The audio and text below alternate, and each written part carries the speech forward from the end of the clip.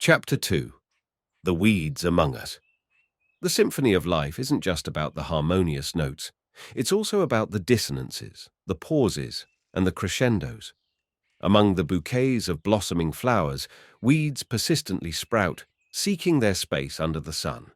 Just like in our societies, these weeds represent challenges, traumas, and other negative influences that, if ignored, might overshadow the vibrant blooms. Our narrative today revolves around such a weed which, with the right care, has the potential to bloom. Nigel's Odyssey, a tale from Chicago Heights. Chicago Heights, Illinois, once a flourishing industrial hub, had seen better days. The echoes of prosperity were now replaced by the haunting silence of desolation. Amidst this backdrop, our protagonist, Nigel, a young African-American, navigated his tumultuous teenage years. Growing up in this environment, Nigel was no stranger to challenges, the cacophony of gang violence, the grim spectre of poverty, and the lure of the streets cast long shadows over his early life. Yet, beneath the tough exterior was a young man yearning for acceptance, guidance, and, most importantly, a purpose. A star dimmed. Once the pride of his school's football team, Nigel's agility on the field earned him accolades and admiration. But as senior year approached, the trajectory of his life took a sharp turn. A single event, a strong-arm robbery charge, cast a pall over his promising future. Overnight, the star athlete became the problem child. The corridors that once echoed with cheers now whispered tales of his fall from grace. Mrs. Davis, a beacon in the storm. In the vast sea of judgment, one voice stood out, offering solace and understanding. Mrs. Davis. A teacher with a background in cognitive behavioral therapy, CBT, she saw potential where others saw problems. To her, Nigel wasn't just another statistic. He was a young mind, scarred by his environment, but not defined by it. Their first significant interaction happened on a day Nigel would never forget. The weight of the world pressing down on him, a seemingly insignificant altercation with a teacher, Mr. Ameri, became the tipping point. Words were exchanged, tempers flared, and in a moment of unbridled anger, desks were overturned. The entire school was abuzz with whispers and pointed fingers. However, Mrs. Davis saw beyond the outburst. She recognized it for what it was, a desperate cry for help. The therapy of affirmation. Introducing Nigel to the principles of CBT, Mrs. Davis emphasized the power of positive affirmations. She believed that by challenging and replacing his internal negative narratives, Nigel could reshape his reality. Every day she'd remind him, "You are not defined by your past, but by the choices you make today. You have the potential to change, to grow, to shine." She introduced him to journaling, encouraging him to confront his fears and traumas on paper. These sessions became therapeutic, a safe haven for Nigel to introspect, reflect, and envision a brighter future. Nana, the pillar of strength. Another beacon in Nigel's life was his grandmother, affectionately known as Nana.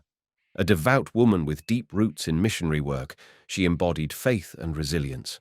Every night, she'd share stories from the Bible, emphasizing themes of redemption, hope, and transformation. To her, these ancient tales weren't mere history, but lessons on the indomitable human spirit. A wake-up call.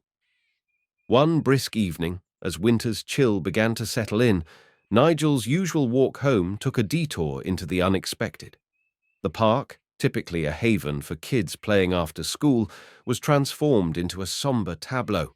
A makeshift memorial of candles, flowers, and notes stood at the basketball court's edge.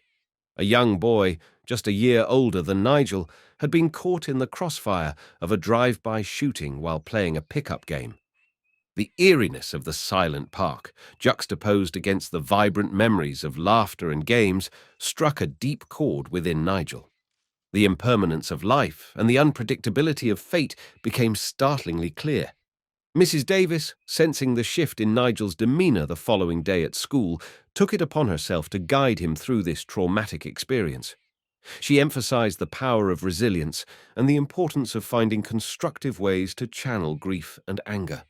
Drawing upon her knowledge of cognitive behavioral therapy, she equipped Nigel with tools to process his feelings and transform them into a force for positive change in his community. The road to redemption. With time, therapy, and relentless support from Mrs. Davis and Nana, Nigel began to transform. The anger that once consumed him gave way to determination. The despair was replaced by dreams. The young man who once saw himself as a product of his environment now aspired to change it. A society's role. Nigel's story isn't an isolated one. Countless youths, especially in underserved communities, grapple with similar challenges. The external weeds of societal judgment, peer pressure, and economic hardships often give rise to internal weeds of self-doubt, anxiety, and depression. However, with the right interventions, support systems, and therapeutic approaches, these weeds can be uprooted. The onus is on society to recognize and nurture the potential in every individual, ensuring that they don't get lost in the intricate pattern of life. The legacy of CBT, Dr. Aaron Beck's vision. It was Dr. Aaron Beck who illuminated the path for countless individuals like Nigel. Recognizing the profound impact of internal narratives on mental well-being, he pioneered cognitive behavioral therapy, CBT. His vision has since empowered therapists, educators, and individuals worldwide, emphasizing the transformative power of positive thought. Conclusion. From weeds to blooms. Every garden, no matter how overrun by weeds, has the potential to bloom. All it needs is care, attention, and the right interventions. Nigel's journey from a troubled youth to a beacon of hope serves as a testament to this. Through understanding, therapy, and unwavering faith, even the most challenging landscapes can be transformed. As we turn the page on this chapter, let's carry forward a singular message.